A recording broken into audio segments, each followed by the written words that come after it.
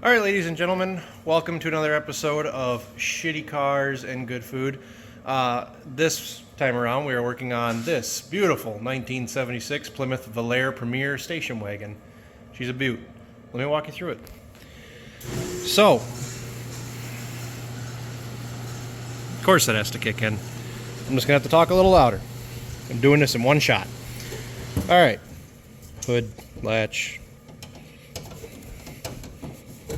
Oh, come on. Okay. This beast is powered by the giant Super 6 Leaning Tower of Power Slant 6. I think they're like 225 cubes. I can't remember exactly. Before I even start on this, I want to go on the record saying I am not a Mopar guy. This is not my car. This was donated to the channel by a friend of mine. We're going to get it running and back on the road for him. And then he can pedal it off or do whatever he wants to do with it. So yeah, Slant 6, station wagon. Just kind of optioned out in here. It's got a beautiful, beautiful plaid interior. It's got half of the amenities that you could use in 1976. It's got AM, FM radio. But like, look at this interior. It's just mint. I don't remember how many miles are on it. Does it say? Oh. Let's see here. Oop. 70,000 miles. I would believe that, 100%. So the car does actually currently run and drive, just extremely poorly. It's been sitting since, is there a sticker on the tag? I want to say it was like 98 or something. No tag. Oh no, oil change sticker. That's what it was. Oh. Okay, I don't remember where the oil change sticker is. Anyway, it's been sitting since the 90s. It was in a storage unit. Threw a battery in it, fired it up. Old gas. It stinks to high heaven, but they must have used good gas because it still runs. So it needs brake lines, probably all the brakes. We'll probably try the Italian tune-up on the carb because I don't want to rebuild it if I don't have to. Gonna just kind of go through it, fluids, oil change, just try and make it a reliable runner again. And then, as usual, once it's running and driving, we're gonna road trip it back to where it came from. I believe this one came from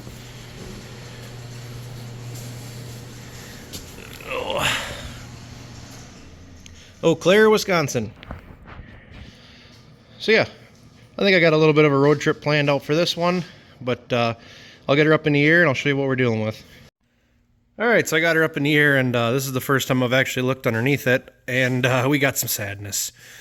So it obviously needs brakes, tires, brake lines, wheel cylinders, calipers, the works, but how clean the outside was rather deceiving, because that's supposed to be a frame rail, and there's just nothing left of it. It's yeah, less than ideal. It's supposed to look like this side, which is also rotting out. Not much left of that.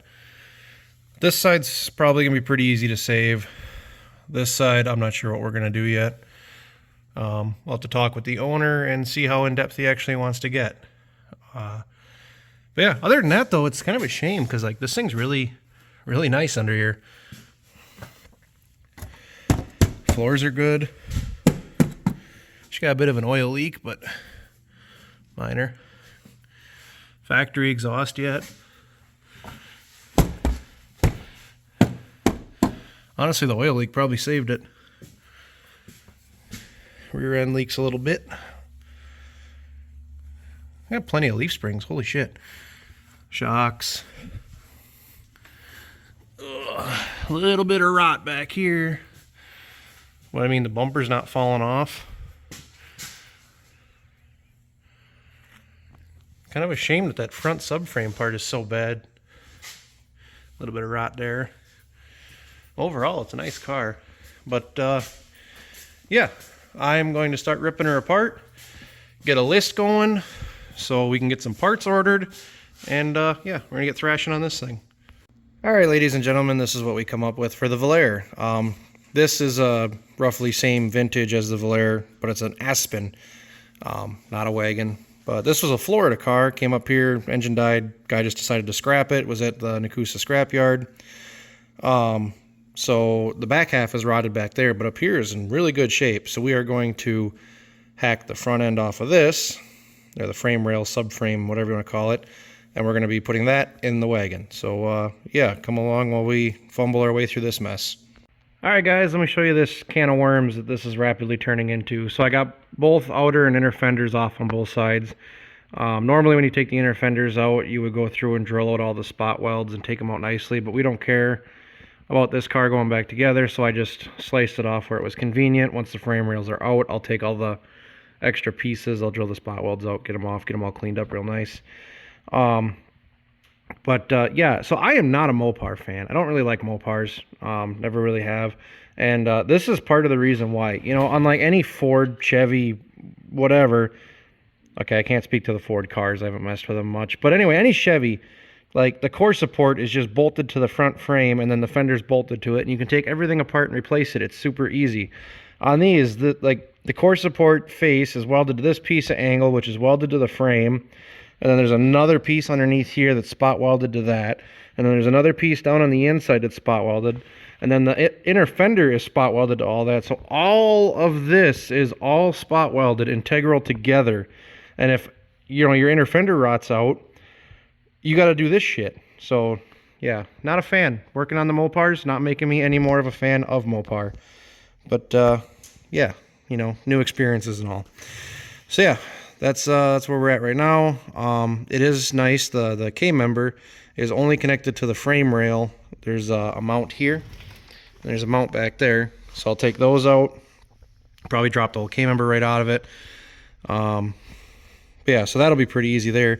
It's just this mess here is aggravating because, like, on a Caprice, well, they're full frame cars, but on the Chevy, you know, like, this is all bolt together stuff. I think most Fords are the same way too. I think the Mustangs might be kind of integral up here, but like, seriously, this is extremely frustrating. All right, so things have escalated quickly. This fell out because I figured it would just be the easiest. You know, it's 4 K-member bolts and then trans-cross member and some wires and shit, and it all just comes right out. So for simplicity's sake, I pulled that out. Now I want to finish cutting that, just zip this down here and get all the spot welds drilled out down here so we can get the frame rails out, and then I can clean the frame rails all up once they're out of the car. I got one little patch over here I'll have to make. It's a little crusty here, but it gets good again up here. So I'll have to put one little patch in.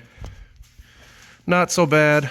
That other one you seen was rotted all the way clear up to here. So yeah, let's keep moving, I guess. All right, there we go. I got the frame rails cut out. We just cheated and cut the floor off around it. I'll go through and clean them all up, get all the sheet metal that doesn't belong off of them, drill all the spot welds out, make our little frame repair on that one, and then yeah, I'm gonna get this mess out of here, clean up that, and then we'll bring the wagon in and do the same thing, just a lot nicer, and then get these put back in. So yeah, well, let's go. Alright, so I got my frame rail all nice and cleaned up, knocked all the excess sheet metal off from the fenders and whatnot. Dug into this pretty hard with the wire wheel, and it's actually pretty solid, aside from the through spots. The guy who owns this car, he doesn't want to sink a lot of money into it. Normally I would cut all this out, make a piece to match, fill it in, grind the welds off, make it nice, but we're just going to put a piece right over the top of it, burn her in. That'll be good enough for this car. He just wants something that's going to be safe, and you know, he can jump in and cruise to town with his kids and whatnot. And this is substantially better than the one that's in there. The ones that are in there, it's rotted out from here clear up into here. So yeah, let's get this patched up. All right, so I got my cardboard template all cut out here, and what we're going to be using to cut it out is my new toy. Got this for Christmas. It was a family Christmas present. Me, my brother, friend, and dad, this is our Christmas present to ourselves. So this is an arc droid. There's plenty of videos on YouTube if you want to learn more about it. I'm not going to go through and show you how to use it. But basically what makes these cool is they're super portable. It comes with a stylus, so you can trace out your cardboard cutouts. You don't need CAD software to use this thing. And then you take a plasma cutter of your choosing. I just bought a El Cheapo Amazon Yes Welder. It was like 250 bucks on Cyber Monday. That goes into your little holder thingy here. That replaces that. You make a pigtail that hooks that into the trigger on this. Trace out your part, put this in, hit go, it cuts it out for you. It is pretty snazzy. Let me get this set up and I'll show you. Alright, so I got it doing a dry run right now with the plasma cutter off. But yeah, you can see it follows right along the edge there that I traced with the stylus. I'm going to let this finish doing what it's doing and see how it works out, and then we'll turn the plasma cutter on and see what happens. Alright, should have her all set up. Got the plasma cutter on. We're hot, we're ready to run. This has got a little bit of a wave to it, so hopefully it cuts out decent, but yeah, see what happens.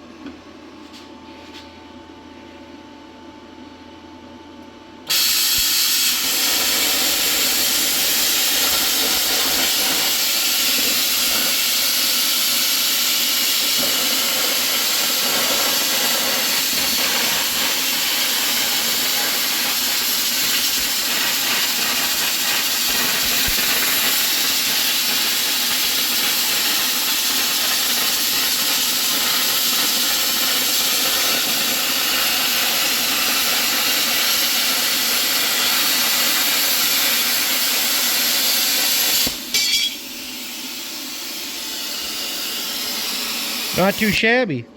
Now you can see how it kind of stepped right here. The tighter you make your points as you go around with the stylus, the better that is, but we're welding over all that, so I gapped out my points pretty far. But yeah.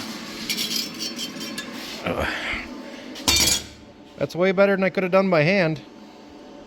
Alright, there we go. Patch is all welded on. I hung it over about 1/4 inch and then pounded it down around and welded down here because that corner was a little thin. So that should give it a good bit of structure there now with that little bend in it.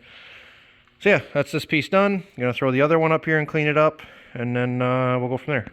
Alright, there we go.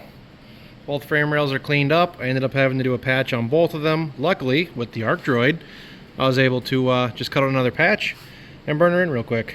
That thing is sweet. If you want to check that out, just Google arc droid. They're pretty awesome.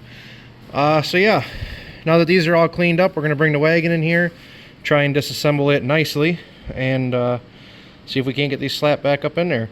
I'm going to call that a video for right now, so I can kind of regroup, clean up, and get some content out there. And then next go around, we'll be working on the wagon. So yeah, thanks for watching. If you want to see this finished, or at least hopefully finished, like, comment, subscribe, and yeah, we'll keep going. Thanks for watching.